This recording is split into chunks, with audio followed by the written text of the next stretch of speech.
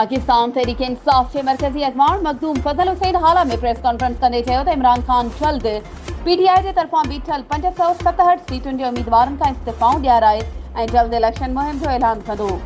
मखदूम फजल हुसैन जो चवणु हो त मटियारी ज़िले में पोएं 10 सालनि दौरान वॾी करप्शन थी आहे। हिकु मखसूस टोलो जेको ज़िले जी अवाम ते हुक्मरानी करे रहियो आहे उन्हनि अल कल खाई ज़िले खे तबाह करे छॾियो आहे।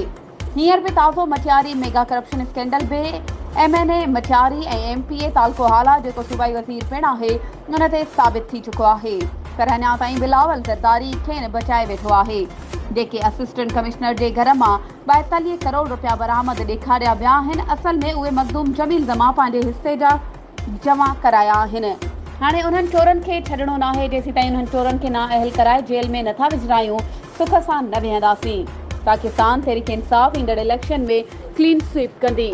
अगर हींअर बल्दियाती इलेक्शन थिए थी त इंशाअल्लाह हालाए मटियारी में बि सरप्राइज़ ॾींदासीं।